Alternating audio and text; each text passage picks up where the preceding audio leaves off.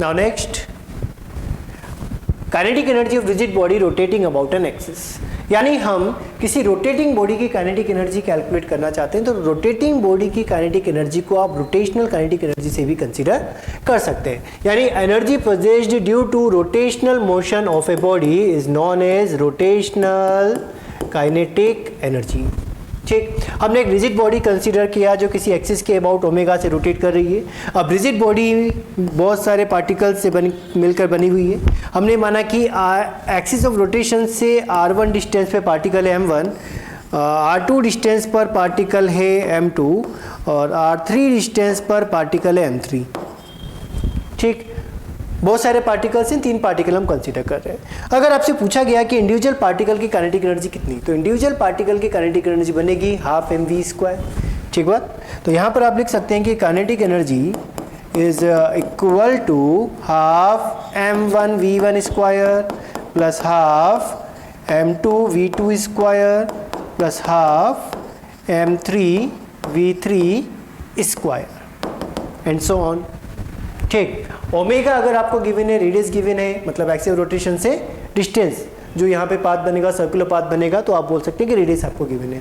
तो अगर आपको ओमेगा गिवन है, आर गिवन है, तो वी को लिखा जा सकता है आर ओमेगा।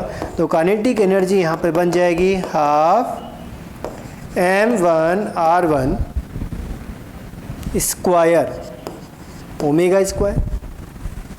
सेकेंड पार्टिकल के लिए half m2r2 square omega square. Third particle के लिए m3r3 omega square and so on. Common हमें दिख रहा है, हमने यहाँ पे कॉमन ले लिया half and m1r1 square plus m2r2 square plus m3r3 square and so on multiply by omega square.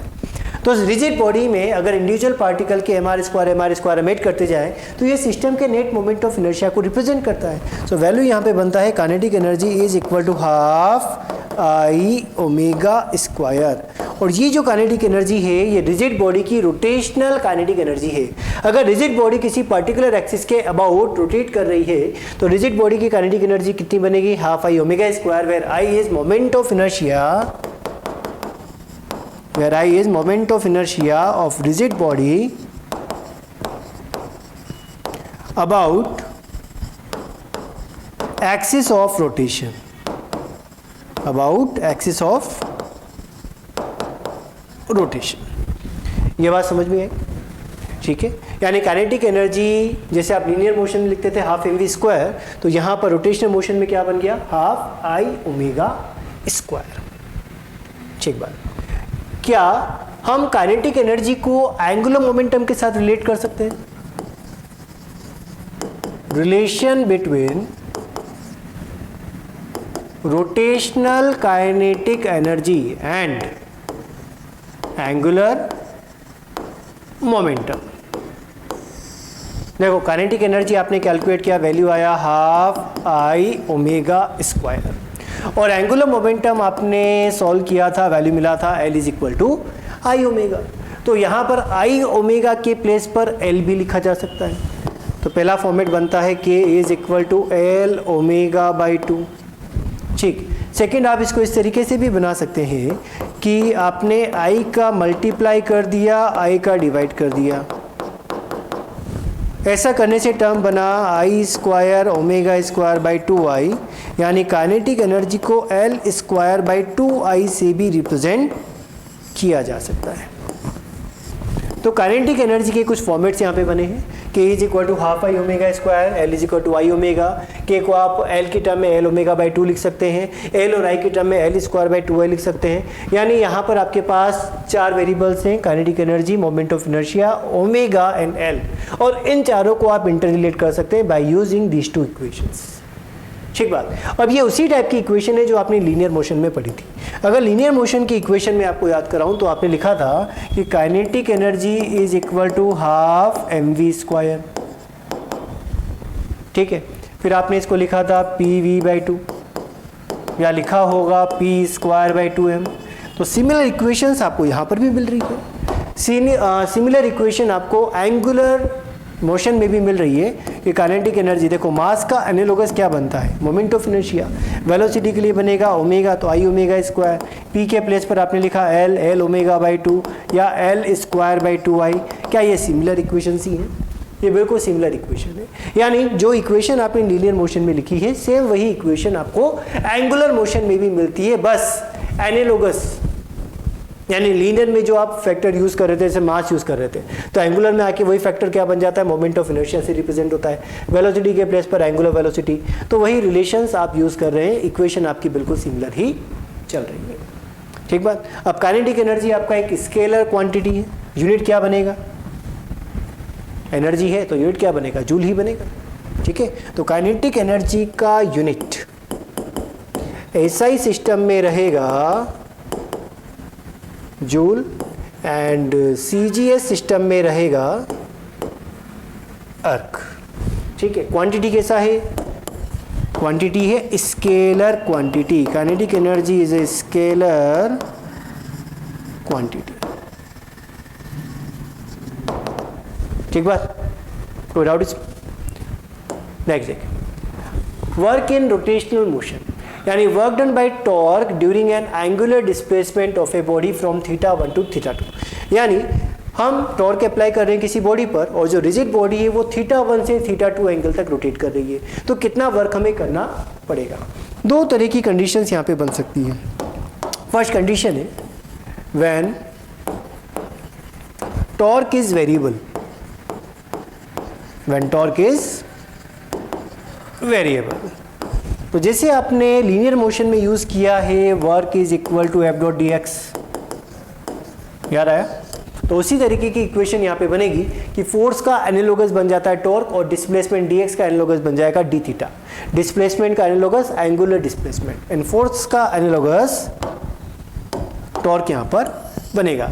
तो अगर टॉर्क वेरिएबल है तो वर्क डन कैलकुलेट किया जा सकता है टॉर्क के इंटीग्रेशन से, यानी torque D theta integration limits θ1 to θ2। Solve करें, आंसर हमें मिल जाएगा। सेकेंड कंडीशन बनती है when torque is constant, when torque is constant. तो अगर टॉर्क कांस्टेंट है तो टॉर्क में तो कोई वेरिएशन आएगा नहीं, इंटीग्रेट करोगे तो डी थीटा का इंटीग्रेशन बनेगा डी थीटा का इंटीग्रेशन थीटा, तो लिमिट्स क्या रही θ2 माइनस θ1। तो अगर टॉर्क आपका कांस्टेंट है तो वर्क कैलकुलेट होता है, टॉर्क इंटीग्रेट किया, वैल्यू आपको यहाँ पर मिलेगा थीटा, लिमिट्स पुट करी θ2 θ1, सॉल्व करने पर आंसर रहा टॉर्क मल्टीप्लाई बाय θ2 माइनस θ1। तो दो अलग अलग कंडीशन बनी और दोनों कंडीशंस के लिए फॉर्मूला आपके पास जनरेट हो गया। वैसे तो सिंगल फॉर्मूला ही है, क्योंकि अगर कांस्टेंट होगा तो कांस्टेंट टर्म को आप बाहर निकाल देंगे, डी थीटा को इंटीग्रेट करेंगे, इंटीग्रेशन मिलेगा थीटा, लिमिट पुट करेंगे, आंसर आ जाएगा टॉर्क मल्टीप्लाई बाय θ2 माइनस θ1। ठीक है, तो work done by torque during an angular displacement of a body from θ1 to θ2, answer हमें मिल गया टॉर्क डॉट डी थीटा से। Next, work done by torque is equal to change in rotational kinetic energy. जैसे आपने work power energy में work energy theorem पढ़ा है कि net work done is equal to change in kinetic energy linear motion के लिए, तो similar pattern आपको मिलता है रोटेशनल मोशन के लिए भी। ठीक है, कि work done by torque is equal to change in rotational kinetic energy, यानी net work done is equal to K2 minus K1 या K final minus K initial. अब फाइनल काइनेटिक एनर्जी कितनी, half I omega 2 square, initial कितनी, half I omega 1 square. Solve किया जा सकता है half I omega 2 square minus omega 1 square. ये केवल आपको एक बेसिक पैटर्न बताया गया है कि work done is equal to change in kinetic energy. अब चेंज इन काइनेटिक एनर्जी का फैक्टर कुछ भी हो सकता है कि ओमेगा सेम रहा हो, मोमेंट ऑफ इनर्शिया चेंज हो गया, तो वहाँ पे फिर फैक्टर बन जाता है half omega square common I2 minus I1। बात समझ में आ रही है? केवल आपको पैटर्न बताया गया है कि अगर I फिक्स है और ओमेगा चेंज हो रहा है तो फिर हम इस तरीके से सॉल्व करेंगे। लेकिन अगर ऐसा हो सकता है कि ओमेगा फिक्स और I चेंज हो गया, एक्सिस ऑफ रोटेशन आपने चेंज कर दिया, तो फिर आपको मिलेगा half I2 omega square minus half I1 omega square. यानी जो भी दो कंडीशंस आपको दी गई है उन दोनों कंडीशन की रोटेशनल काइनेटिक एनर्जी का डिफरेंस वर्क डन के इक्वल आपको मिलेगा। ये बात समझ आई? ठीक है, सभी रिलेशंस बिल्कुल सेम चल रहे हैं जो आपने लीनियर मोशन में पढ़े हैं। Next, power associated with work done by a torque. देखो, power associated with work done by a force, power आपने लिखा था F.V लीनियर मोशन में। अब फोर्स का एनालोगस यहाँ पे क्या बनता है? टॉर्क, और वेलोसिटी का एनालोगस क्या बनता है? ओमेगा। तो पावर हमें मिलेगा dot product of torque and omega, ये रिप्रेजेंट करता है पावर को, डायरेक्ट फॉर्मूला है, ठीक है, और बिल्कुल एनालोगस है। तो अगर आपको लीनियर फॉर्मूले सारे याद हैं तो आप एंगुलर वाले फॉर्मूले डायरेक्टली यूज कर सकते हैं जो रोटेशनल में यूज में आते हैं, ठीक है। क्वेश्चन देखिए, a thin uniform rod mass m l length l is rotated at a rate of f hertz from one end of the rod। यानी हमें एक यूनिफॉर्म रॉड कंसीडर करना है जो इसके किसी एक एंड से पासिंग एक्सिस के अबाउट f हर्ट्ज फ्रीक्वेंसी से रोटेट कर रही है। इसका मास है m, लेंथ है l। Find rotational kinetic energy.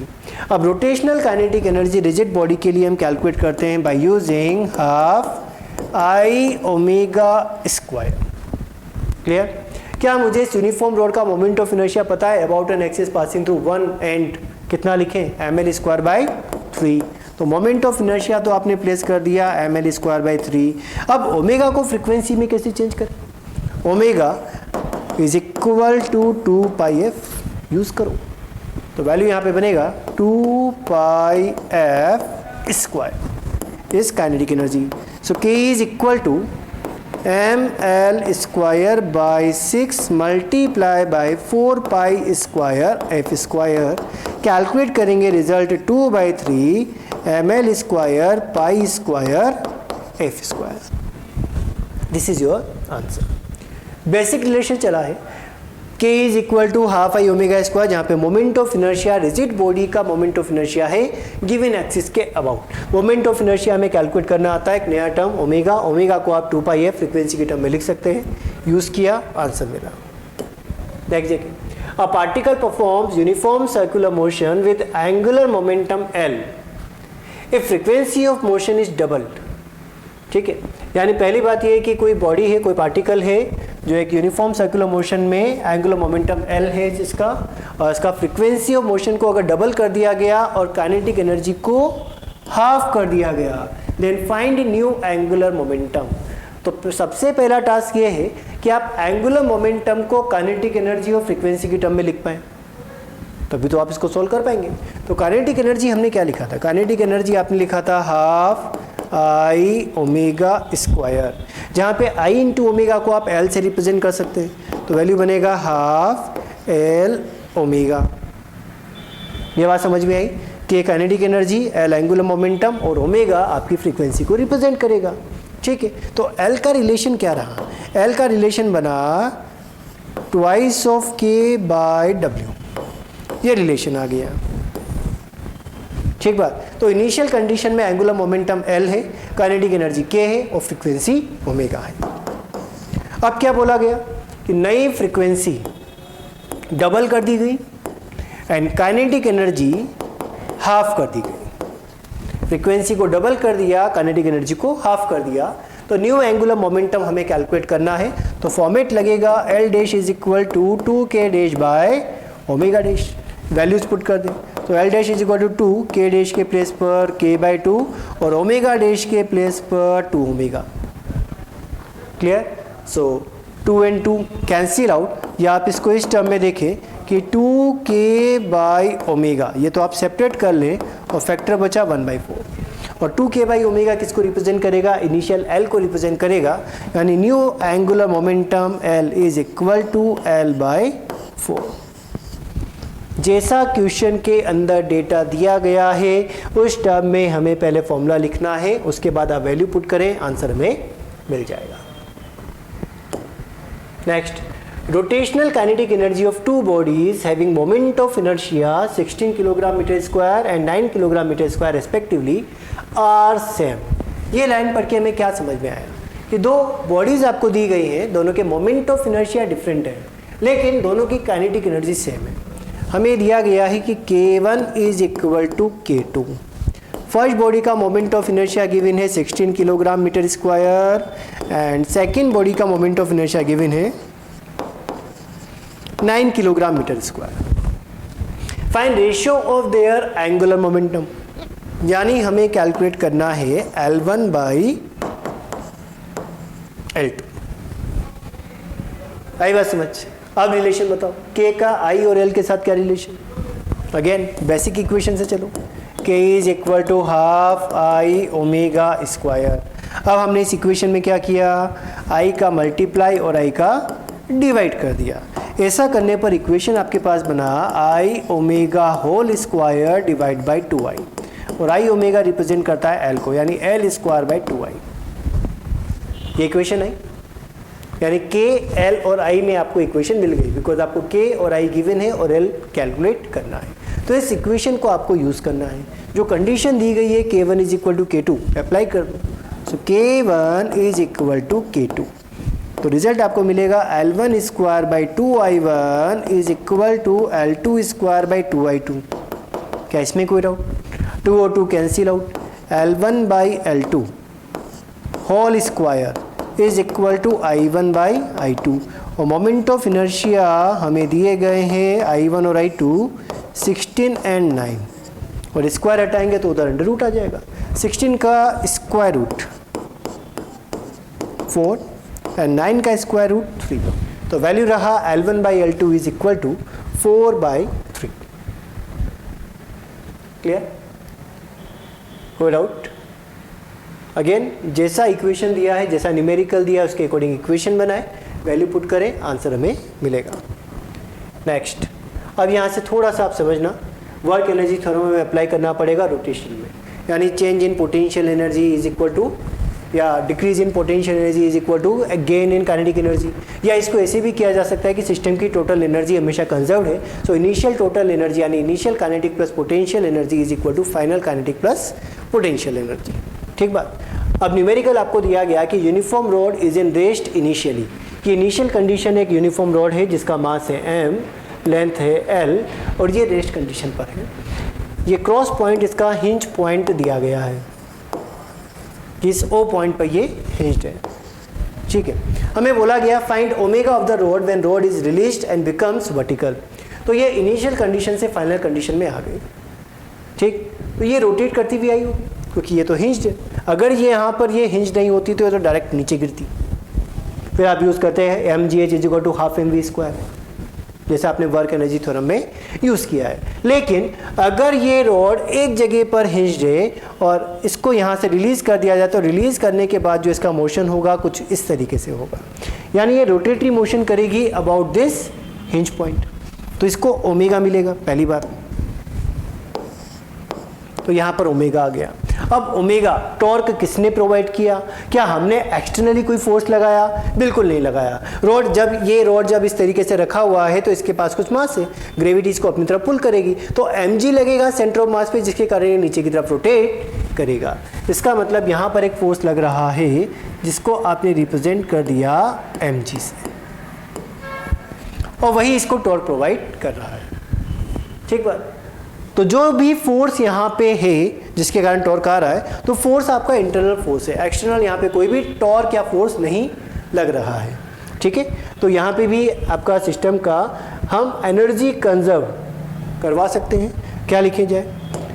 या तो आप इस तरीके से लिखें, देखो दो तरीके में बताता हूँ। हम इसको रेफरेंस कंसीडर करें, ये रेफरेंस आपका रहेगा, बिकॉज ग्राउंड से हाइट आपको नहीं पता, इसको आप रेफरेंस कंसीडर कर लें। आप ये देखें कि पोटेंशियल एनर्जी में कितनी कमी हुई है, और जो पोटेंशियल एनर्जी में डिक्रीमेंट होगा वही आपकी काइनेटिक एनर्जी में इंक्रीमेंट होगा। पहला तरीका तो ये होता है। दूसरा तरीका ये होता है कि बिल्कुल हम लॉन्ग मेथड यूज़ करें कि total initial energy is equal to total final energy. अब टोटल इनिशियल एनर्जी आप किस तरीके से रिप्रेजेंट करते हैं? K initial plus U initial is equal to final energy K final plus U final. ऐसे भी सोल्व किया जा सकता है, कोई प्रॉब्लम इसमें नहीं है। हम पहले इस इक्वेशन को इस मेथड सोल्व करते हैं, अगले इक्वेशन को एनर्जी मेथड सोल्व करते हैं कि चेंज इन पोटेंशियल एनर्जी या decrease in potential energy is equal to gain in kinetic energy. Use कर सकते हैं, आप ऐसे भी इसको देख सकते हैं। थ्योरम तो आपके वर्क एनर्जी थ्योरम ही अप्लाई हो रहा है। इनिशियली जब ये रेस्ट कंडीशन में है तो क्या इसके पास कुछ काइनेटिक एनर्जी है? नहीं है, तो के इनिशियल कितना बनेगा, 0 बनेगा। ठीक, रेफरेंस हम क्या कंसीडर कर सकते हैं, ग्राउंड कंसीडर करें या इसी लेवल को कंसीडर करें। अगर मैं रेफरेंस ग्राउंड कंसीडर करता हूं तो मुझे ये हाइट पता होना चाहिए, लेकिन ऐसा दिया हुआ नहीं है। इसका मतलब जो रेफरेंस है मुझे इस रोड को ही कंसीडर करना पड़ेगा, और इसी कंडीशन में वैल्यू हाइट रेफरेंस अगर आपने मान लिया तो h0 मिलेगा। तो इस रोड के सेंटर ऑफ मास की जो हाइट है वो 0 ही आ गई, यानी पोटेंशियल एनर्जी यहाँ पे कितनी बनेगी, 0 बनेगी, इज इक्वल टू। अब ये जो रॉड है इसका मोशन ट्रांसलेटरी या रोटेटरी है, रोटेटरी मोशन है। किस एक्सिस के अबाउट, इस एक्सिस के अबाउट। अगर इस एक्सिस के अबाउट इसका मोशन रोटेटरी है तो रोटेशनल काइनेटिक एनर्जी मिलेगा, जिसको आप हाफ आई ओमेगा स्क्वायर से रिप्रेजेंट कर सकते हैं। ठीक है, और पोटेंशियल एनर्जी में कितना चेंज आया, जब ये रॉड यहाँ से यहाँ तक आ गया तो ऑब्वियस बात है कि इसका सेंटर ऑफ मास भी कुछ इस तरीके से मोशन करेगा और यहाँ से इस लोकेशन तक आ गया।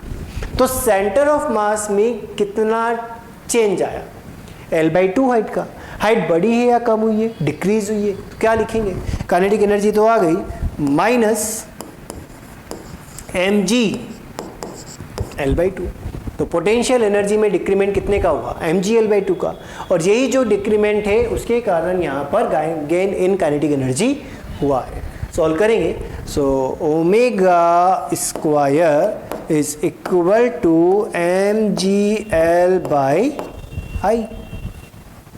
ठीक, और मोमेंट ऑफ इनर्शिया कितना रोड का, इस पर्टिकुलर एंड के अबाउट ml²/3।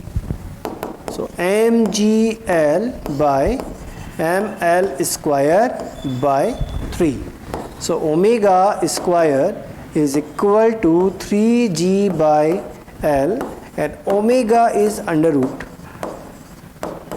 3gl।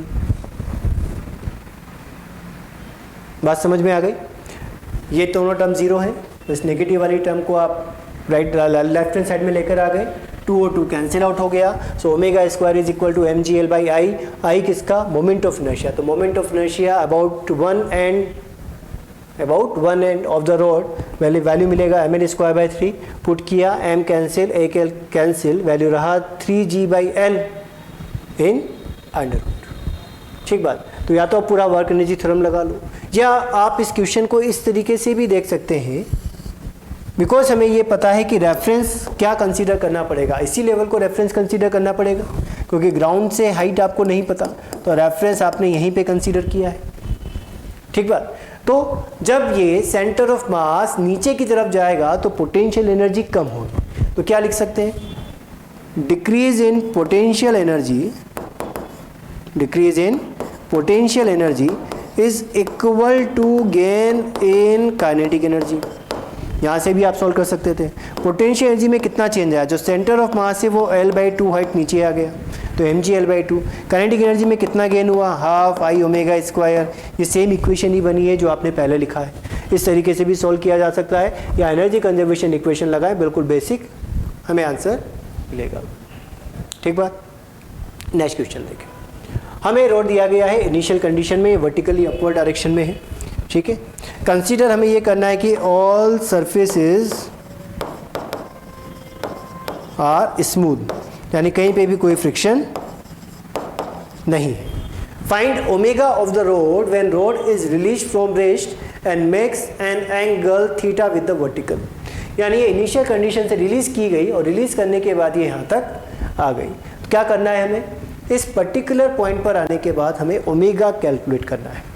तो रिलेशन आपका क्या बनना चाहिए, रिलेशन अगेन आप देखें कि आप टोटल एनर्जी कंजर्वेशन लगा सकते हैं कि total initial energy is equal to total final energy. ठीक, तो initial kinetic energy plus initial potential energy is equal to final kinetic energy plus final potential energy. यहाँ तक कोई डाउट? अब टर्म्स आपको समझना है, थोड़ा सा ध्यान दें। इस रोड का जो सेंटर ऑफ मास मिलेगा बिल्कुल सेंटर पे मिलेगा। कितनी हाइट पर आया, ये हाइट हो गया आपका L/2, तो ऊपर से भी L/2 और नीचे से भी L/2। जब ये रोड यहाँ से यहाँ चला जाएगा तो सेंटर ऑफ मास भी कुछ इस तरीके से शिफ्ट हो जाएगा। ठीक बात। अब ये जो सेपरेशन है, ये सेपरेशन तो L/2 है, लेकिन हिंज पॉइंट को अगर मैं रेफरेंस कंसीडर कर रहा हूँ तो हिंज पॉइंट पर अगर रेफरेंस है, लेकिन तो ये हाइट आपकी L/2 नहीं है, L/2 से कुछ कम आनी चाहिए, बिकॉज L/2 हाइट तो यहाँ से यहाँ तक की है, ये L/2 हाइट है। अगर ये घूम के रोटेट होके यहाँ तक चला गया तो अब जो सेंटर ऑफ मास की हाइट है उसके अंदर कुछ कमी आ गई, कुछ डिक्रीमेंट हुआ, और यही डिक्रीमेंट आपको कैलकुलेट करना है, पहली बात। बिकॉज इनिशियल एनर्जी तो आपको पता है mg/L/2, फाइनल तो यहीं से मिलेगी कि फाइनल पोटेंशियल एनर्जी कितना, तो कितनी हाइट पर आया, देखो ध्यान से, ये L/2 है। L/2 का थीटा की डायरेक्शन में कंपोनेंट, तो ये कंपोनेंट रहेगा L/2 cos थीटा। बात समझ में आई? यहाँ से यहाँ तक की हाइट आ गई L/2 cos थीटा। इनिशियली जो रॉड है वो रेस्ट कंडीशन में है, तो इनिशियल काइनेटिक एनर्जी आपको नहीं मिलेगी, लेकिन फाइनल केस में अगेन ये इस पर्टिकुलर एक्सिस के अबाउट रोटेट कर रहा है, तो रोटेशनल काइनेटिक एनर्जी आपको यहाँ पर मिलेगी, जिसको आप हाफ आई ओमेगा स्क्वायर से कैलकुलेट कर सकते हैं। So initial kinetic energy of the system 0, initial potential energy of the system, अब आप रेफरेंस यहाँ पे कंसीडर कर सकते हैं, बिकॉज पोटेंशियल एनर्जी रेफरेंस पे डिपेंड करती है, change in potential energy reference पे डिपेंड नहीं करती है, ठीक है ना। तो रेफरेंस आपने यहाँ पे कंसीडर कर लिया, बिकॉज दोनों का सेपरेशन आप इस पॉइंट से कैलकुलेट कर सकते हैं। तो पहले इनिशियल कंडीशन में सेंटर ऑफ मास यहाँ पर है, सेकेंड कंडीशन में सेंटर ऑफ मास इस जगह पर आ गया, तो रेफरेंस से जो हाइट मिल रहा है फर्स्ट केस में L/2 है, सेकेंड केस में L/2 cos थीटा है। कितनी पोटेंशियल एनर्जी लिखी जाए, mg/L/2, kinetic energy half I omega square, potential energy final mg/L/2 cos theta. कोई डाउट? देखो 2 2 2 कैंसिल आउट, और mgl 1 minus cos theta is equal to I. Moment of inertia कितना, moment of inertia of an rod about an axis passing through one of its end, value ml square by 3, तो I के place पर ml square by 3 omega square, ठीक बात। तो m and m cancel out, एक l cancel out, 3 इधर जाएगा तो वैल्यू बनेगा 3g 1 minus cos theta divide by l omega.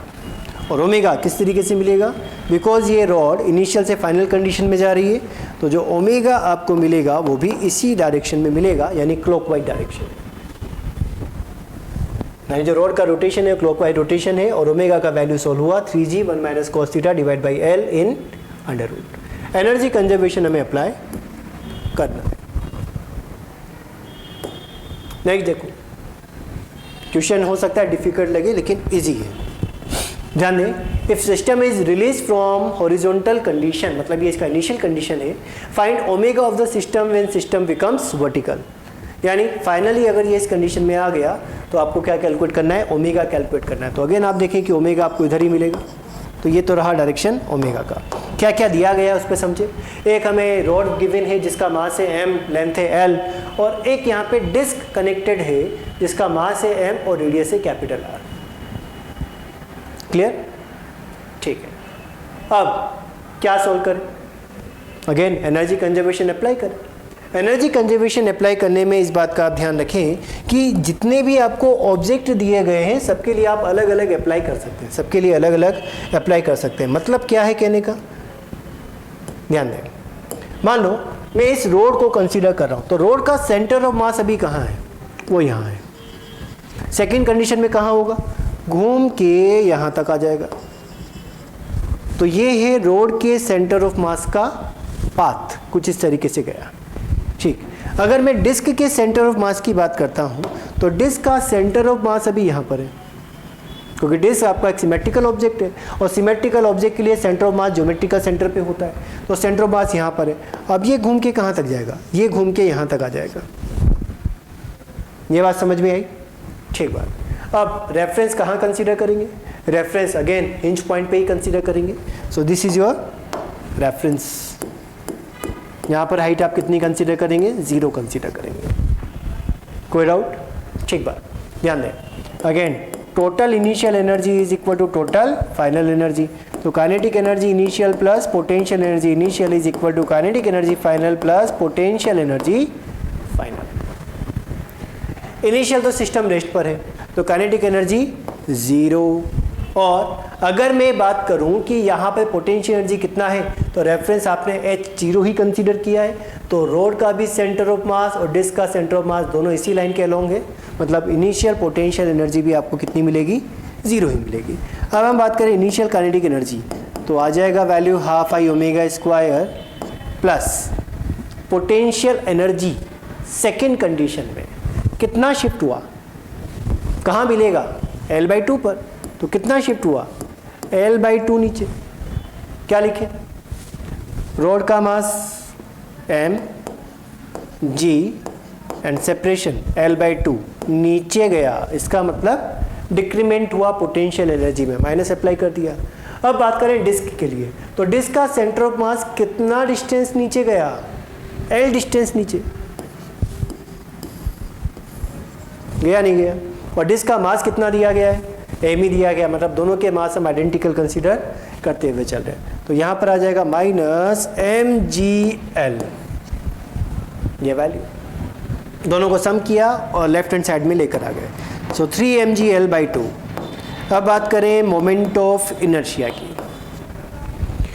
कितने ऑब्जेक्ट, 2 ऑब्जेक्ट। पहला ऑब्जेक्ट है रोड, तो रोड का moment of inertia about an axis passing through one of its end, value ml²/3 plus, अब डिस्क के लिए मोमेंट ऑफ इनर्शिया, तो ये इसका एक्सिस, अब इस एक्सिस के अबाउट डिस्क का मोमेंट ऑफ इनर्शिया कितना होता है, mr²/2। डिस्क का moment of inertia about an axis passing through its centre of mass and perpendicular to the plane, mr²/2। और यहाँ से यहाँ तक का डिस्टेंस कितना है, l, तो पैरेलल एक्सिस थ्योरम लगेगा। तो डिस्क ये तो मिला है आपको रोड के लिए, ये किसके लिए है, रोड के लिए। अब डिस्क के लिए कितना मिलेगा, देखो ICM प्लस md² आपको यूज़ करना पड़ेगा, तो ICM बनेगा mr²/2 एंड md² यानी ml² ओमेगा²। आई बात समझ, क्या क्या कैंसिल आउट हो रहा है उसको आप हटा दें। ये 2 कैंसिल आउट हो रहा है, हटा दिया। m तीनों में कॉमन आ रहा है, तो m आपने रिमूव कर दिया। ठीक बात, अब सॉल्व कर लें, तो रिजल्ट आपके पास बचेगा 3gl is equal to L²/3 plus R²/2 L² omega. तो ये वैल्यू बनेगी 4/3 L²। ठीक, सो 4/3 L²,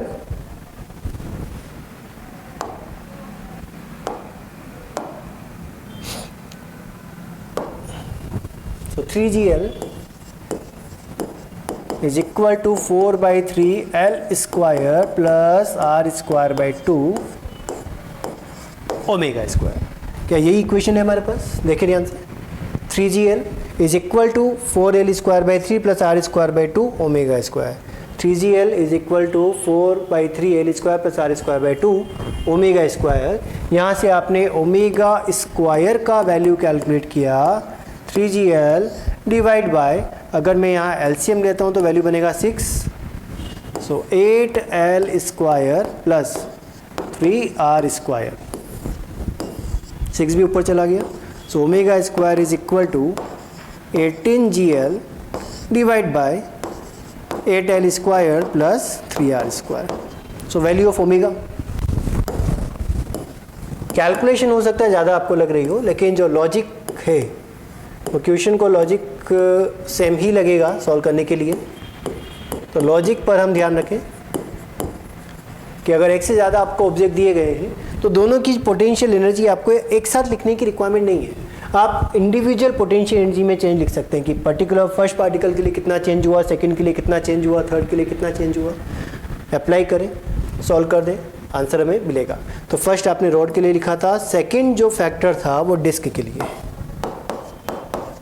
सम कर दिया, हमें आंसर मिल गया।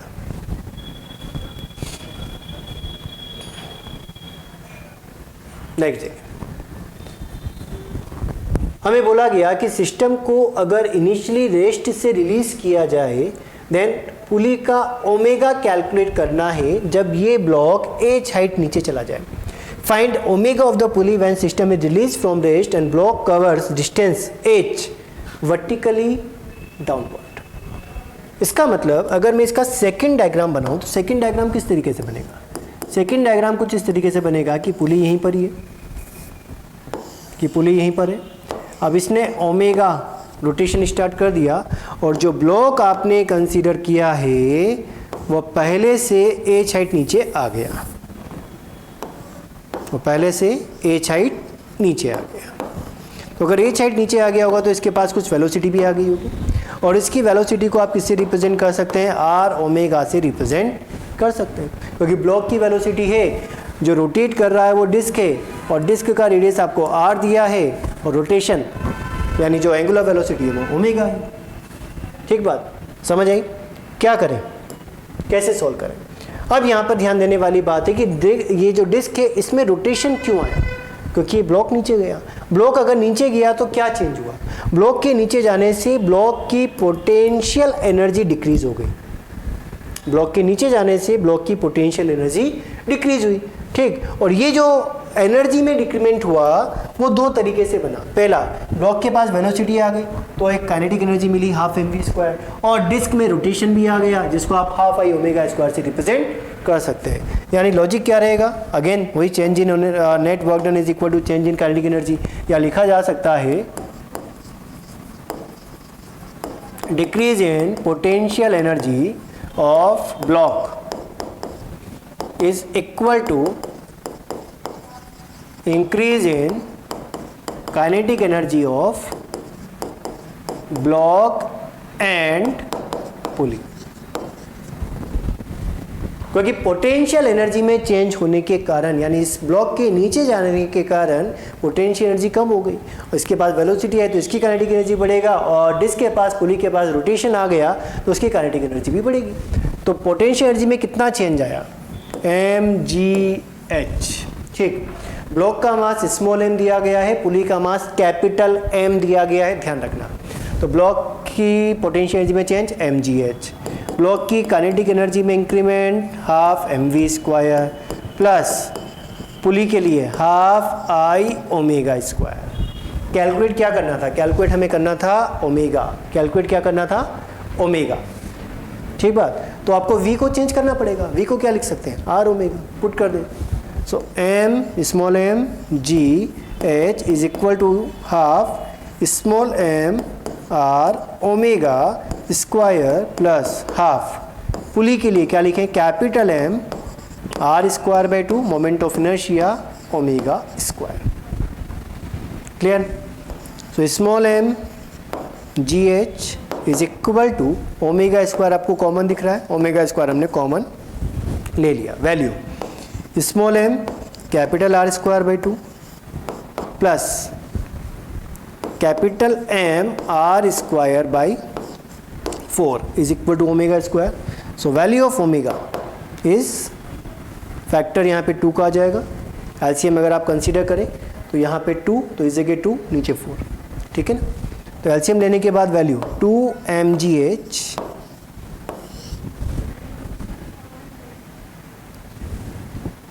एलसीएम सॉरी 4 mgh बिकॉज यहाँ एनसीएफ 4 आएगा, फैक्टर 2 हो जाएगा। 2 small m R square plus capital M R square in under root. ये वैल्यू हमें मिला है। ठीक है, नोट करें। नेक्स्ट देखें, अगेन हमें एक पुली दी गई, पुली स्प्रिंग से कनेक्टेड है और m मास इस पर हैंगे। इनिशियली सिस्टम आपका रेस्ट कंडीशन में है, पुली का moment of inertia capital I given है, रेडियस आर गिवन है, मास ब्लॉक का मास स्मॉल m है और स्प्रिंग कांस्टेंट आपका k है। ठीक, स्प्रिंग इनिशियली अनस्ट्रेच्ड कंडीशन में है, initially spring is unstretched and system is at rest. Find speed of the block when block covers h distance vertically downward. अगर ये h distance नीचे आता है, ब्लॉक अगर h डिस्टेंस नीचे आ जाता है तो ऑब्वियस बात है कि स्प्रिंग में भी एक एलोंगेशन बनेगा। नेचुरल लेंथ जो आपको दिया गया है उससे कितना एलोंगेशन बन जाएगा, h एलोंगेशन बन जाएगा। इनिशियली पुली रेस्ट पर है, लेकिन जब ये ब्लॉक नीचे आएगा, स्प्रिंग ऊपर जाएगी, तो यहाँ पर भी एक ओमेगा आ जाएगा। कैलकुलेट हमें क्या करना है, कैलकुलेट हमें करना है find speed of the block, यानी ब्लॉक के एच हाइट नीचे जाने पर ब्लॉक की स्पीड v वो कितनी रहेगी, ये हमें कैलकुलेट करना है। ठीक बात। इनिशियल जो डायग्राम आपको दिया है वो ब्लू में बना हुआ है, फाइनल कंडीशंस मैंने व्हाइट में ड्रॉ करी है।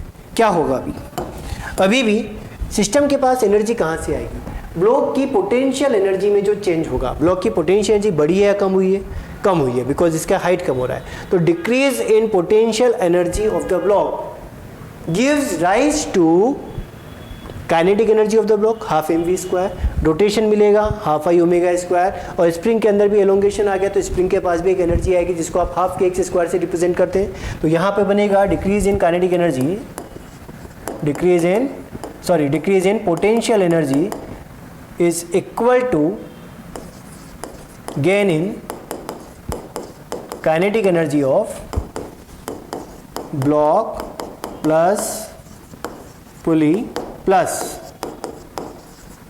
स्प्रिंग एनर्जी, यानी स्प्रिंग के पास जो एनर्जी आएगा वो भी यहीं पे काउंट होगा। ठीक बात। तो पोटेंशियल एनर्जी में कितना चेंज आया, m मास का पार्टिकल h हाइट नीचे गिर गया, वर्टिकली डाउनवर्ड गया, इसलिए आप लिखोगे mgh is equal to gain in kinetic energy half mv square, pulley के लिए लिखा जाएगा half I omega square, pulley का मोमेंट ऑफ इनर्शिया आपको आई ही गिवन है। ठीक है, तो आई ओमेगा स्क्वायर, और ओमेगा को हम क्या लिख सकते हैं, ध्यान दें, v is equal to R omega, so omega is equal to v by R, so v by are square plus spring energy half K H square. क्या सॉल्व करना है, v कैलकुलेट करना है, तो के एच स्क्वायर को आप left hand side पे लेकर आ जाए, और ये जो 2 2 2 है इन तीनों को भी आप 2 से इधर मल्टीप्लाई कर दें, सो वैल्यू बन जाएगा 2mgh माइनस के H square is equal to mv square plus I v square by are square. कोई डाउट इस फैक्टर में, वैल्यू 2 जो इधर से आपने एलसीएम लिया वो इधर डाल दिया, तो 2mgh माइनस के एच स्क्वायर, बिकॉज हमें v सॉल्व करना है तो v का इक्वेशन अलग चला जाना चाहिए, सो 2mgh माइनस के एच स्क्वायर, v स्क्वायर हमने कॉमन लिया, वैल्यू बनेगा mr स्क्वायर या m plus I by are square, और v का वैल्यू आ गया v स्क्वायर 2mgh माइनस के H square divide by m plus I by are square. और अगर मुझे v कैलकुलेट करना है तो इसी इक्वेशन का क्या लेना होगा, स्क्वायर रूट लेना होगा, and the answer is under root 2mgh minus के H square upon m plus I by are square. तो इस बात का ध्यान रखें कि वर्क एनर्जी थ्योरम आप रोटेशनल मोशन में भी अप्लाई कर सकते हैं। कुछ क्वेश्चंस आपको सिमिलर दिख रहे हैं, तो सिमिलर टाइप के क्वेश्चंस ही हम यहाँ पे सॉल्व कर रहे हैं। बस इस बात का जरूर ध्यान रखा जाए कि लीनियर मोशन में रोटेशन वाला फैक्टर नहीं आता है, ठीक है ना।